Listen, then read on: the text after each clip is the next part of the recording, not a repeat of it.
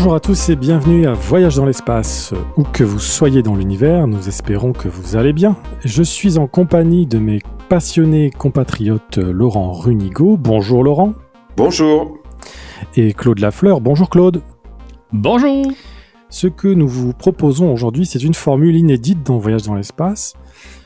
Et lorsque l'on vous raconte une histoire, que vous lisiez un roman, regardiez un film ou écoutiez un balado comme celui-ci, la temporalité des événements qui vous sont relatés se retrouve soit condensée, soit étirée, soit découpée ou mélangée.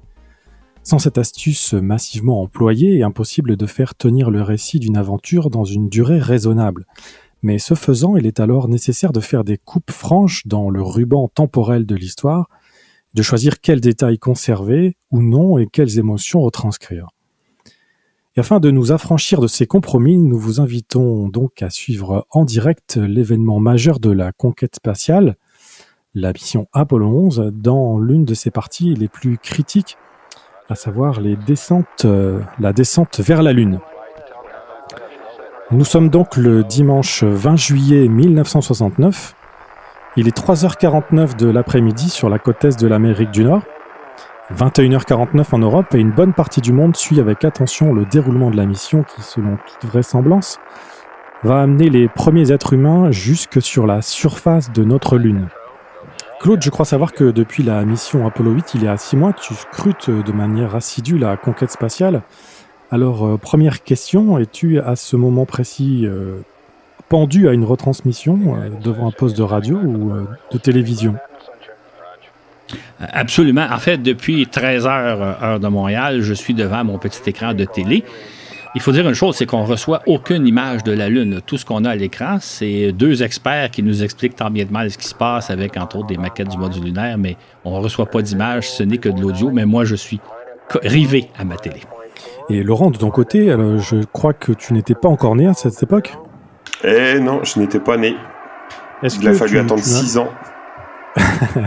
Est-ce que malgré tout, tes parents ou bien des gens de ton entourage t'ont raconté leur vécu de ce moment-là?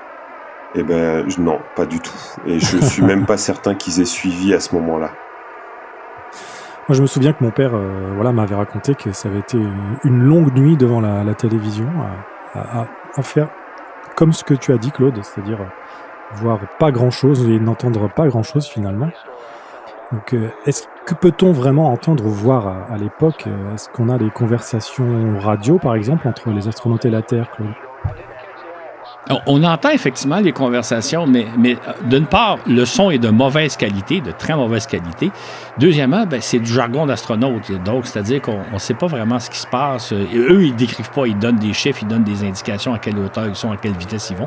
Donc, on a de l'audio. C'est vraiment les 2 animateurs, quand j'y repense aujourd'hui, qui, eux, devaient essayer de comprendre de quoi ils parlaient. C'est sûr qu'ils avaient été préparés, mais s'il y avait quelque chose qui survenait de façon inopinée, bonne chance pour comprendre ce qui se passe exactement, parce qu'on n'a que de l'audio, on n'a pas d'image. Et donc, c'est surtout les 2 animateurs qu'on entend parce que le langage des astronautes, c'est incompréhensible, même probablement pour quelqu'un qui s'y connaissait très bien, mais pas pour le grand public comme nous, comme je l'étais à l'époque. Et je crois me souvenir qu'il y avait des retransmissions vidéo en direct depuis les modules de commande ou le LEM. Est-ce que ça a été le cas pour cette mission et pour ce moment critique? On n'a presque pas d'image en direct. En fait, on a quelques retransmissions en direct. Par exemple, durant la mission, à un certain moment donné, ils sortent les caméras et on les voit à bord de leur capsule. Mais au moment de l'atterrissage elle-même, on n'a aucune vidéo, quelle qu'elle soit. Et quelques 53 ans plus tard, aujourd'hui, nous avons la chance d'avoir une foule d'informations qui étaient réservées soit à un petit nombre de personnes, soit inexistantes, comme les rapports de mission rédigés par les astronautes, ou les pellicules, films et photos capturés pendant la mission, et également les très nombreux enregistrements des communications radio. Ces derniers vont donc nous servir de support pour vous faire vivre l'événement le plus fidèlement possible. Nous allons principalement entendre Michael Collins, qui est actuellement en orbite autour de la Lune dans le module de commande Columbia, Neil Armstrong et Buzz Aldrin dans le module lunaire Eagle, ainsi que Charlie Duke qui communique avec eux, le fameux Capcom, et Gene Kranz, le directeur de vol, qui sont eux au centre de contrôle de Houston au Texas. Claude, pour rétablir le contexte de l'époque, peux-tu nous parler succinctement des objectifs de cette mission ? C'est bien sûr que l'objectif premier, c'est de se poser sur la Lune, d'allunir. Ça, c'est l'important pour Neil Armstrong. En fait, Neil Armstrong, lui, il aurait pu ne pas marcher sur la Lune, ça lui importe peu. En bon pilote d'essai, il voulait surtout se poser sur la Lune. L'objectif numéro 2, c'était, une fois sur la Lune, de recueillir des échantillons lunaires pour les ramener sur Terre et d'installer des équipements scientifiques. Et il y avait une espèce d'objectif sous-jacent qui était, bien sûr, que l'équipage ne périsse pas durant la mission. Donc, à tout moment où il y a eu un problème sérieux, les astronautes auraient rebroussé chemin et seraient revenus sains et saufs sur Terre. C'était quand même l'objectif, au moins de ne pas perdre l'équipage et, si possible, d'allunir et de nous rapporter des échantillons lunaires. Et donc, qu'est-ce qu'on a pu apprendre avec les précédentes missions? Quels ont été les enseignements utiles pour Apollo 11? Il faut savoir qu'au début du programme Apollo, tout était à apprendre concernant la navigation dans l'espace lointain, là, au-delà de l'orbite terrestre, apprendre à naviguer autour de la Lune et éventuellement à descendre et à se poser sur la Lune. Donc, il y a eu 5 ou 6 missions préalablement pour tester à fond le matériel et pour développer le savoir-faire nécessaire pour se rendre jusque sur la Lune. Donc, il y a eu les missions Apollo 7, 8, 9, 10 de préparation au fameux atterrissage lunaire d'Apollo 11. Et est-ce que tous les objectifs qui étaient utiles pour Apollo 11 sur les missions précédentes ont été remplis, ou bien est-ce que Apollo 11 va défricher encore des connaissances? En fait, les 5 missions précédentes s'étaient parfaitement déroulées. Ça, c'était une grande surprise parce qu'on s'attendait à ce qu'il y ait des problèmes. Tout s'était parfaitement déroulé. Et lors de la mission Apollo 10, juste avant, qui était une répétition générale d'Apollo 11, les astronautes se sont rendus jusqu'à 10 km de la surface de la Lune. Donc, jusque-là, tout le territoire avait été défriché. Les 10 derniers kilomètres, c'était le terrain à explorer par Apollo 11 et évidemment la toute dernière manœuvre qui était de se poser sur la Lune. Donc, on avait, entre autres avec Apollo 10, répété toutes les étapes d'Apollo 11, excepté les 10 derniers kilomètres. Et nous avons pu entendre le Capcom s'adresser à Mike Collins pour relayer un message au module lunaire qui apparemment a du mal à maintenir une communication stable avec le centre de contrôle. Un problème parmi d'autres plus ou moins important durant cette mission. Laurent, sait-on d'où vient le problème à ce moment-là? Eh bien non, Florent. L'ordinateur du module lunaire surveille le signal qu'il reçoit par l'antenne à gain élevé et corrige normalement sa position pour maintenir la force du signal au maximum. Mais là, sans qu'on le sache, le programme en charge du maintien de la visée comporte des informations erronées sur la géométrie du vaisseau, ce qui entraîne bien sûr ces problèmes. Et Laurent, on peut entendre à plusieurs reprises le directeur de vol aussi parler de go, no go. De quoi s'agit-il au juste? Eh bien, il s'agit en fait d'une procédure employée par le centre de contrôle de Houston pour autoriser la poursuite ou non de la mission. Les responsables du guidage, des communications ou encore de la santé des astronautes donnent leur go ou no go à tour de rôle. Charge ensuite au directeur de vol de prendre la décision pour la poursuite de la mission. Cette procédure est employée à chaque étape importante, comme une mise à feu d'un propulseur, un désarrimage, l'approche de la surface lunaire. Essayons maintenant de faire un point d'ensemble de la mission. Michael Collins est donc sur une orbite circulaire de 60 000 nautiques, soit environ 111 km, tout seul dans le module de commande. Et quelques 2 heures plus tôt, Neil Armstrong et Buzz Aldrin l'ont laissé, plaçant leur LEM Eagle sur une orbite se rapprochant de la surface à environ 9 km. Et c'est à partir du point le plus bas de cette orbite qu'il est prévu qu'ils allument le moteur principal pour débuter la descente propulsée, qui est censée durer jusqu'au toucher final. Une descente propulsée qui doit commencer donc dans quelques minutes seulement. Claude, est-ce à partir de ce moment que l'on repousse donc les limites de la mission Apollo 10? Absolument. En fait, avec Apollo 10, on avait entamé la descente propulsée. On s'était rendu jusqu'à environ une dizaine de kilomètres de la surface de la Lune avant de rebrousser chemin. Donc, les débuts de la descente avaient déjà été simulés, mais à partir de 10 km, là, on était en terrain inconnu. Et là, tout était à faire, c'est-à-dire qu'on avait évidemment simulé l'opération, mais là, on était en temps réel, dans les vraies conditions. Les 10 derniers kilomètres étaient une opération inconnue. Claude, est-ce que la presse de l'époque, toi qui aimes bien fouiller dans la presse, Est-ce qu'elle est plutôt optimiste en ce qui concerne l'issue de la mission, ou bien si elle ne s'attend pas forcément à une catastrophe, est-ce qu'on imagine que le premier alunissage n'est pas pour cette fois-ci, mais pour les missions futures? C'est une très bonne question parce que on sait que la mission Apollo 11 est très risquée. C'est pas évident, c'est pas assuré que les autres réussiront à s'opposer. Par contre, les missions précédentes, Apollo 7, 8, 9, 10, avaient été des succès parfaits. Donc, on était optimiste que si tout avait bien été jusqu'à maintenant, ça devrait aller, mais on ne le savait pas. Donc, il y avait un optimisme modéré en disant on devrait être capable, mais en même temps, on était très conscient que les astronautes d'Apollo 11 allaient tenter quelque chose d'extrêmement difficile, se poser sur un astre, ce qu'on n'avait jamais fait. J'oserais dire se poser sur une nouvelle planète, chose qu'on n'avait jamais fait jusqu'à ce moment-là. C'était une mission périlleuse. On en était conscient, mais en même temps, comme tout avait été bien au cours des 10 derniers mois, on avait espoir que tout se passerait bien, mais c'était un grand suspense. Mais ça devait être aussi un soulagement de voir que finalement le délai fixé par JFK était réalisable. Absolument. En fait, John F. Kennedy avait dit se poser sur la Lune avant la fin de la décennie. On était au mois de juillet, il restait encore quelques mois. Il faut savoir aussi que la NASA avait déjà prévu la mission Apollo 12, qui était prévue pour le mois de novembre.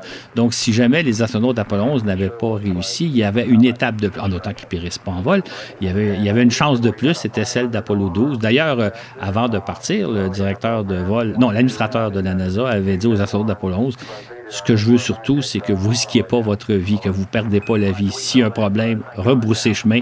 Il est à même question, il aurait été possible qu'il soit du prochain vol Apollo 12 si jamais l'Apollo 11 n'était pas conclu.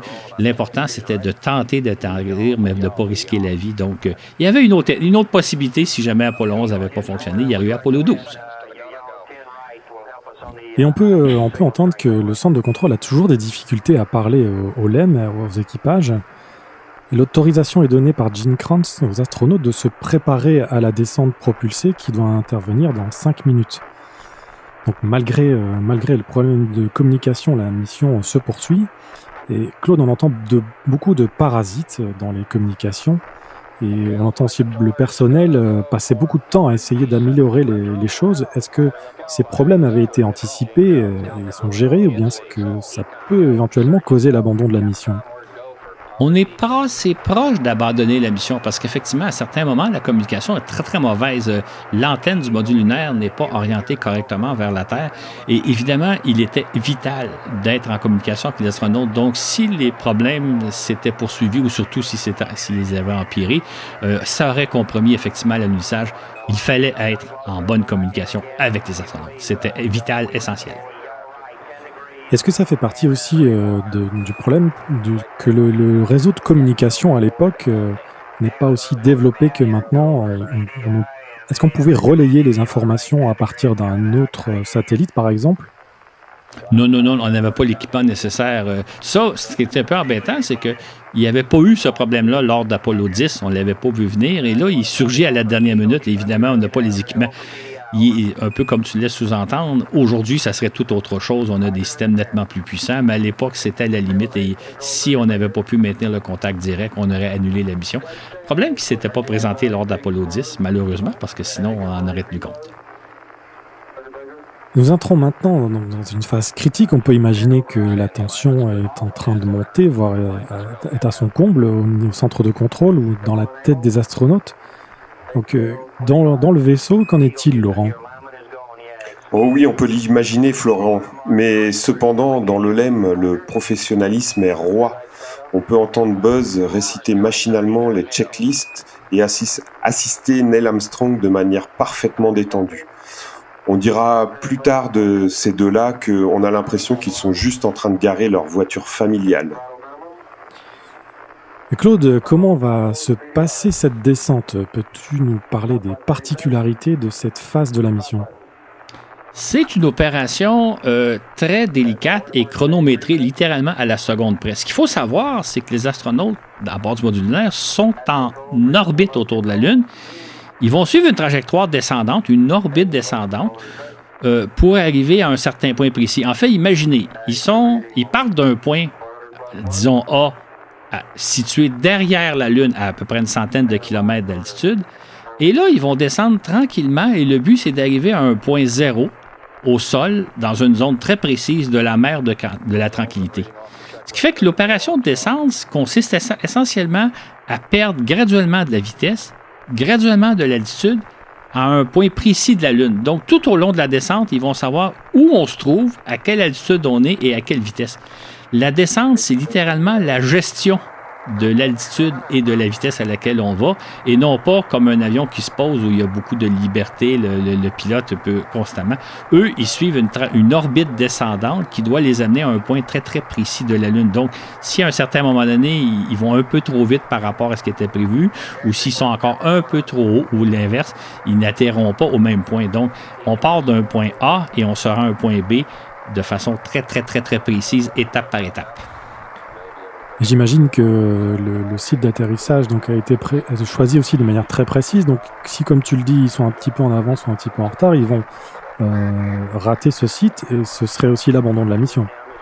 Pas nécessairement. C'est-à-dire qu'on avait choisi le site optimal, qui était une région très plate, où il n'y a pas de roche, où il n'y a pas d'accident. On a essayé de trouver la région la plus plane possible sur la Lune, et c'est pas évident parce qu'il y a des cratères partout, il y a des montagnes, il y a des crevasses.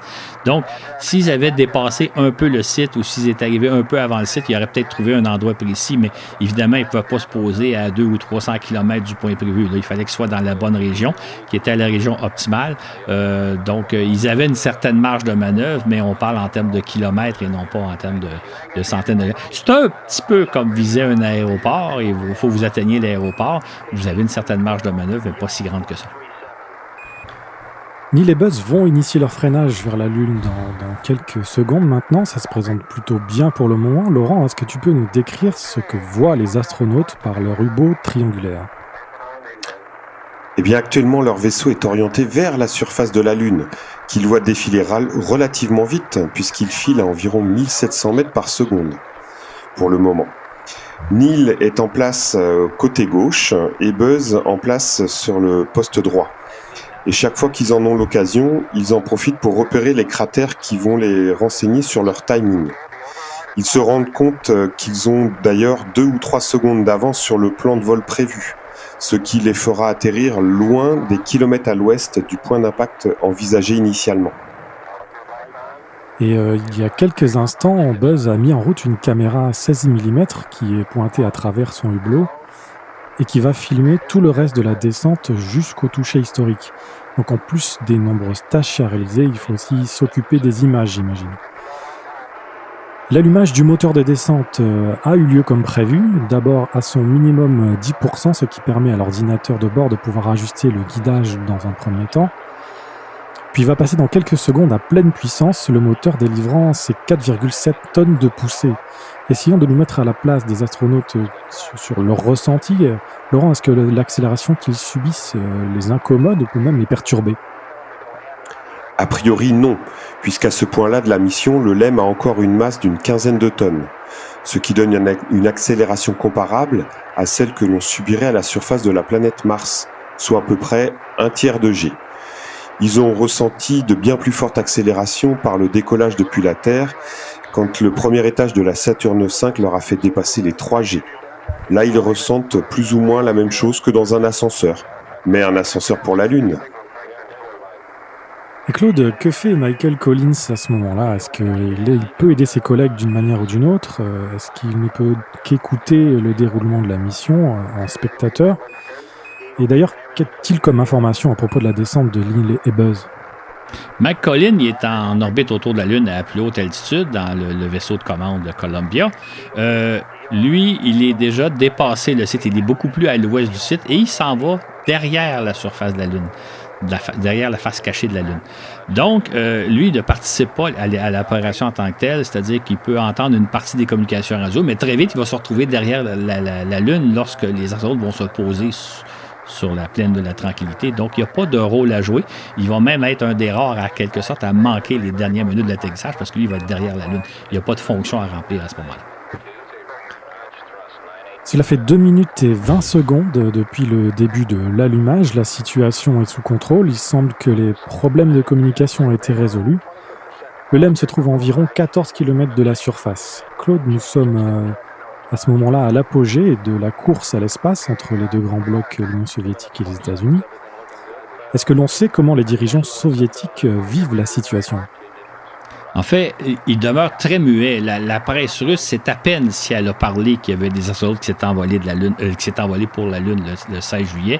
La Pravda, le journal officiel soviétique, ne couvre à peu près pas l'émission et les dirigeants n'en parlent pas. Contrairement à un peu partout à travers le monde, tout le monde souhaite bonne chance aux astronautes. Dans le cas des Soviétiques, on demeure très muet. Et il me semble aussi me souvenir que les Soviétiques avaient une mission Luna qui était concomitante à celle d'Apollo 11. Est-ce que cette mission a pu perturber Apollo 11 ? Comme on l'a raconté dans des balados précédents, effectivement, ils avaient lancé une sonde Luna 15 juste avant la mission Apollo 11. Ça nous inquiétait parce que, fidèles à leurs habitudes, les Soviétiques ne disent jamais ce qu'ils vont faire. Donc, on se demandait si la mission n'entraverait pas la mission Apollo 11. Évidemment, ce ne fut pas le cas. On se demandait à quoi servirait Luna 15. On l'apprendra plus tard. Elle devait théoriquement se poser sur la Lune, récupérer quelques grammes d'échantillons lunaires et les rapporter sur Terre avant les astronautes d'Apollo 11.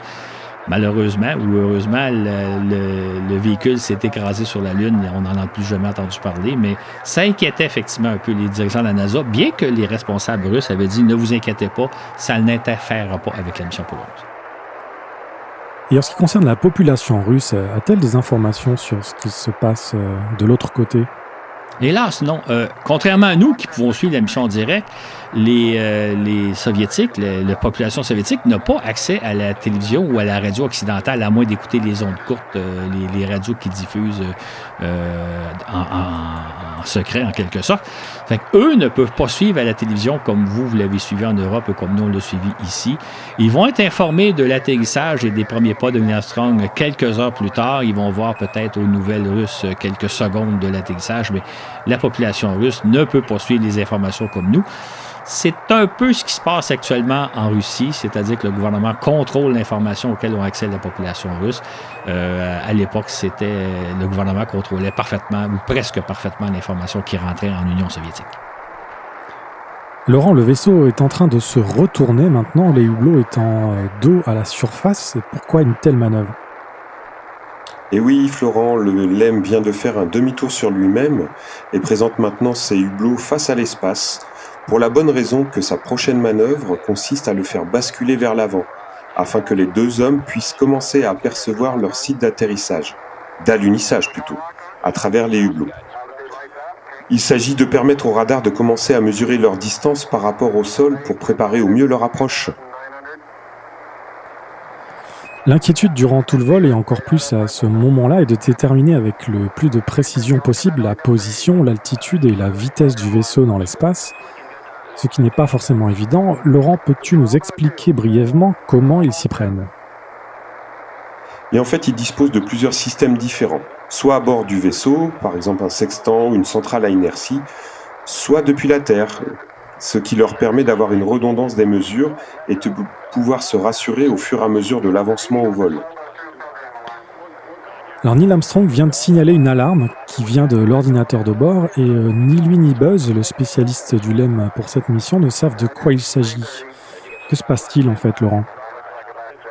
Eh bien en fait, personne ne s'est rendu compte jusqu'ici, mais un réglage du radar permettant les rendez-vous avec le module de commande cause des surcharges d'informations envoyées à l'ordinateur, qui le signale avec différents codes d'erreur, et va perturber l'attention de Neil dans cette phase critique, et instiller du doute quant à la poursuite de la mission pendant quelques secondes. Fort heureusement, un expert du centre de contrôle nommé Steve Bales intervient immédiatement pour rassurer tout le monde sur l'avenir de la mission, qui peut donc se poursuivre. L'ordinateur est saturé, mais continue de gérer les tâches prioritaires.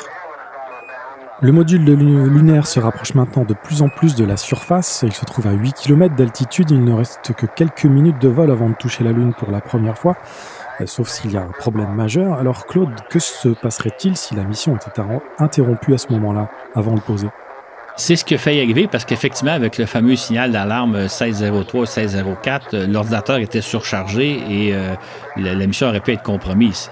Les astronautes ont bien failli à ce moment-là rebousser chemin. Ce qui serait arrivé à ce moment-là, c'est qu'ils auraient séparé l'étage supérieur du LEM, ça c'est la cabine à bord de laquelle il se trouve, de l'étage inférieur là, muni de pattes.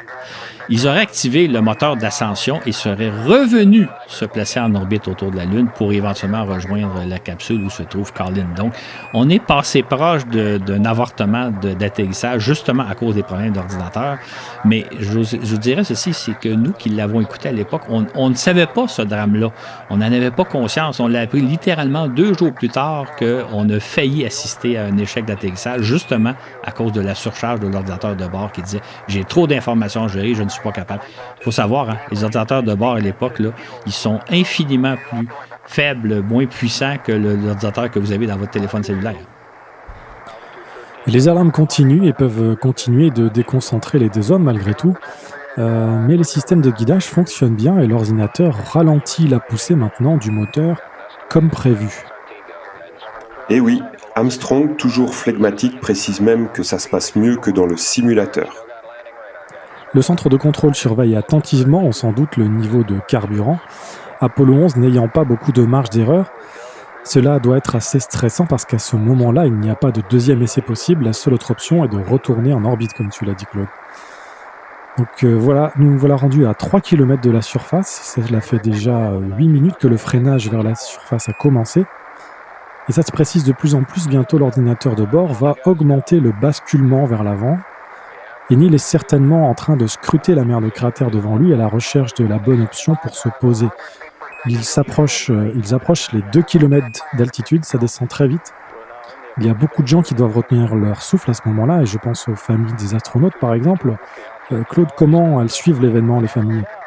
En fait, ce qui est un peu peut-être surprenant, c'est qu'ils ne sont pas au centre de contrôle en train d'assister à l'atterrissage. Ils sont chacun dans leur résidence personnelle. Ils écoutent la télé comme vous et moi, ils suivent ça à la télé, mais ils ont une ligne directe avec Houston, c'est-à-dire qu'on a installé un petit système qui fait qu'ils entendent des conversations en direct.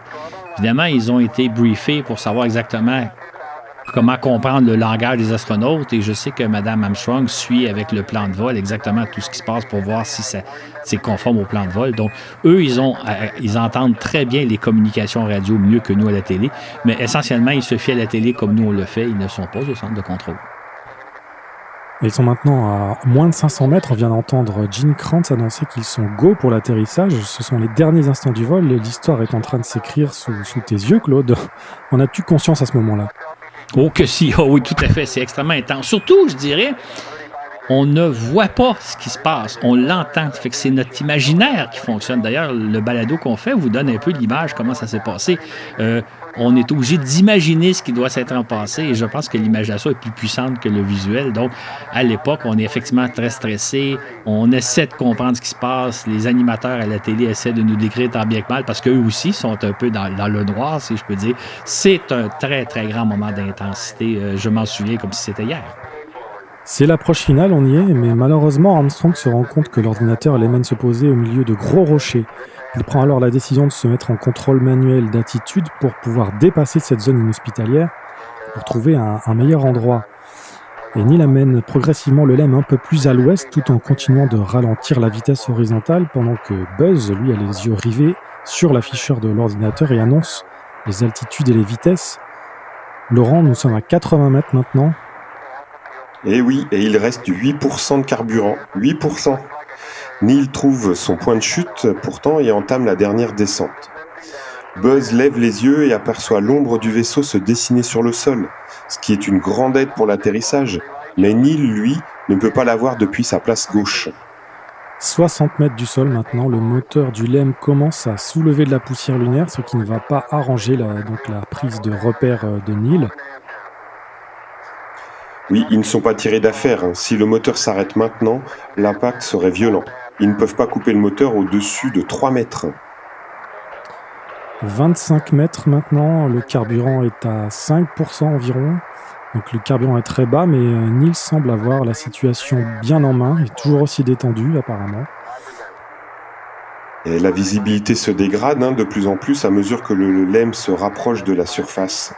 Neil est perturbé par le mouvement latéral de la poussière qui l'induit même en erreur sur ses vitesses horizontales.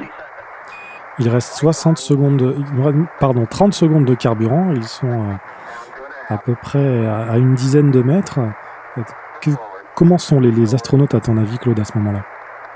Ben, c'est sûr que pour eux autres, c'est les derniers instants, surtout qu'effectivement, ils ont un problème de visibilité parce que, comme on vient de le souligner, le moteur soulève beaucoup de poussière, donc ils ne voient pas le sol. Ils ne voient pas où, littéralement, ils vont poser les pieds dans quelques secondes. Les dernières images qu'ils ont eues, c'était que le sol avait l'air relativement stable, plat, sans accident, mais ils ne voient pas grand-chose et en plus, ils sont dans la noirceur, comme on va le voir sur le film qui va être diffusé de retour sur Terre. Voilà, ils viennent de prendre contact avec le sol à l'instant. J'imagine que tout le monde respire à nouveau au centre de contrôle. Est-ce que c'est le cas? En fait, Armstrong, il surprend un peu tout le monde en déclarant tout simplement, laconiquement, comme si de rien ne s'était passé, ici, base de la tranquillité, le module lunaire Eagle vient de se poser. Eagle, c'est le nom du module lunaire. Donc, lui, il est très laconique. Et là, Charles Duke, le Capcom, qui dit, écoutez, ici, là, tout le monde était sur le point de virer au bleu, tellement on avait le souffle coupé. Là, on respire mieux maintenant. Ça fait que pour Armstrong, c'est comme si tout s'était passé normalement, alors que sur Terre, on avait vécu un stress considérable. Et tout le monde pousse un immense soupir de soulagement. Nous sommes arrivés sur la Lune. Ouf! Alors, je ne sais pas si vous l'avez ressenti, mais moi, on peut quand même ressentir encore maintenant l'intensité de ce moment, puisque quand même dans l'espace, les choses vont relativement doucement, et là, en 20-25 minutes, les choses vont très très vite. Donc, comment as-tu vécu cet atterrissage, toi, Laurent ? Ouais, c'est impressionnant de se dire qu'avec les moyens de l'époque, surtout aussi, qu'ils l'ont fait, ils ont réalisé quand même un exploit extraordinaire. Et j'aurais donné beaucoup pour y assister. Fantastique. Et toi, Claude, comment as-tu vécu ce moment ? Moi, là, ça a été un moment, évidemment, je vais toujours me souvenir toute ma vie de cet après-midi du dimanche 20 juillet 1969. Je vais me souvenir toute la journée de ce que je faisais, de où j'étais, de l'atmosphère qui régnait, une espèce d'atmosphère un peu je dirais, de plénitude, de calme et de suspense en même temps. Surtout, une fois que l'atterrissage avait eu lieu, on disait, OK, on est sur la Lune. Maintenant, frustration, on n'a toujours pas d'image, on ne sait pas ce qu'ils voient par les hublots, on ne sait pas ce que ça a l'air d'un paysage lunaire. Il va falloir attendre encore plusieurs heures jusqu'en fin de soirée pour nous. Quand l'atterrissage se produit, il est à peu près 16h30, heure de Montréal. Les astronautes vont marcher sur la Lune vers 23h, donc il va falloir attendre plusieurs heures avant d'avoir des premières images et comme vous le savez tous, des premières images de mauvaise qualité, de qualité très, très pauvre, surtout par rapport à ce qu'on va voir la prochaine fois qu'on va retourner sur la Lune. Mais ça a été un moment, évidemment, historique. Moi, j'avais 11 ans à l'époque et je vais m'en souvenir toute ma vie. Je m'en souviens aujourd'hui comme si c'était hier. Et est-ce que justement, malgré la mauvaise qualité des images, est-ce que le moment où Armstrong fait ses premiers pas et le moment de l'atterrissage, lequel des deux a été le plus intense pour toi ? C'est difficile à dire parce qu'évidemment, l'intensité, c'est peut-être plus l'atterrissage, surtout que comme on voit rien, il faut l'imaginer. Dans le cas des premiers pas sur la Lune, je dois vous avouer quand même qu'il y avait une petite déception. C'est que la qualité des images télé était tellement mauvaise qu'on ne voit pas vraiment le paysage lunaire et on ne voit pas vraiment ce que les astronautes voient. C'est à peu près 2 ou 3 semaines après le retour, 2 semaines après le retour sur Terre des astronautes que là, on a vu les fameuses photos. Le magazine Paris Match de l'époque avait publié une édition spéciale, le magazine Life aussi. Et je me souviens du grand moment où on est donc au début du mois d'août, on doit être vers le 5 août à peu près. On voit les images de la surface lunaire. Ça aussi, ça a été un moment extraordinaire. Donc, il a fallu attendre 2 semaines après le retour. Je souligne cet élément-là parce qu'on vient de voir l'émission Artemis où on avait en direct de la capsule les images de la Lune comme si on y était. On n'avait pas ce genre d'image-là à l'époque. Fait que le troisième moment, ça a été au mois d'août lorsqu'on a vu enfin les photos rapportées de la Lune par les astronautes d'Apollo 11. Ça aussi, ça a été un grand moment parce qu'au moment où les événements se passent, on ne voit pas vraiment ce qu'eux voient. On a des descriptions, on a des très mauvaises images. Ça n'a rien à voir avec ce que ce serait aujourd'hui ou ce que ça va être la prochaine fois qu'on va retourner sur la Lune. Et oui, j'aimerais rajouter une précision, c'est que là, nous sommes arrêtés au moment où les astronautes ont touché le sol, mais évidemment, leur mission ne s'arrêtait pas là. Et notamment, il y avait une crainte sur la nature du sol lunaire, et les astronautes auraient pu être en péril dès leur atterrissage. Heureusement, ça n'a pas été le cas, mais l'intensité n'est pas retombée forcément tout de suite pour les astronautes. Non, absolument, parce que il y avait plusieurs craintes. La nature du sol lunaire, mais aussi, est-ce qu'au moment de l'atterrissage, le module lunaire n'aurait pas été endommagé? Est-ce que, par exemple, un de ses réservoirs n'aurait pas été brisé? Est-ce qu'une patte aurait pu se briser aussi? Ce qui fait que dans les premières secondes, littéralement après l'atterrissage, les astronautes se préparent à décoller de toute urgence de la Lune si jamais on détectait un problème technique ou si le module lunaire se mettait à basculer ou il y avait une panne. Donc, sitôt arrivé, la première chose que les astronautes font, c'est de se préparer à repartir et ils reçoivent éventuellement la permission de rester quelques minutes sur la Lune pour voir l'histoire que tout va bien. Et comme tout va bien, ils reçoivent la permission de rester 15 minutes sur la Lune et au bout de 15 minutes, tout va bien. Et à ce moment-là, on peut commencer à souffler en disant tout s'est bien passé, il n'y a pas eu de dommages, le sol lunaire est stable. Donc là, vous pouvez apprécier le moment présent et vous reposer un peu avant d'éventuellement effectuer la sortie qui va avoir lieu quelques heures plus tard. Et donc, on peut remercier Neil Armstrong d'avoir fait l'alunissage le plus doux de l'histoire des missions Apollo. Voilà. Je pense que c'était sa mission principale, c'était de le poser, et il l'a posé très en douceur. Donc, exact. On peut dire que pour Neil Armstrong, sa mission était réussie. Lui, c'est juste de revenir sur Terre sain et sauf. Bon, il y avait la marche sur la Lune, mais pour lui, c'était plus ou moins important. Il était conscient que pour des raisons scientifiques, c'était important d'explorer le sol lunaire, mais pour lui, c'était déjà mission accomplie, en autant qu'il puisse revenir sain et sauf sur Terre avec son collègue.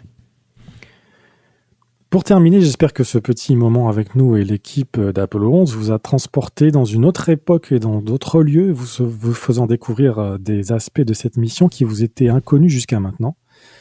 Et pourquoi pas se donner rendez-vous pour un autre épisode de ce type, si cette formule vous a plu. Claude, Laurent, avez-vous quelque chose à ajouter avant d'en terminer ?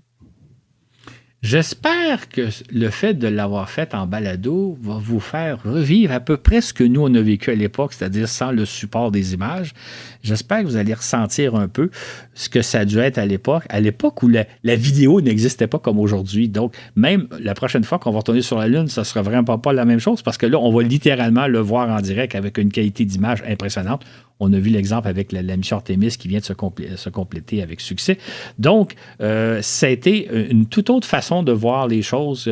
Vous avez, j'espère, avec ce balado-là, compris un peu plus ce que c'était à l'époque où la vidéo n'existait pas encore.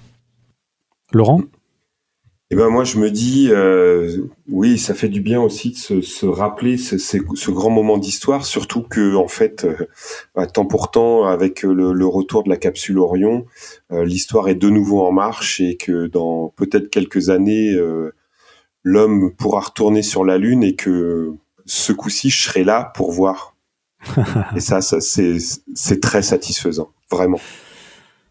Eh bien, merci à vous pour votre participation et puis pour votre entrain. Et on se retrouve très bientôt, où que vous soyez dans l'univers, pour un autre voyage dans l'espace.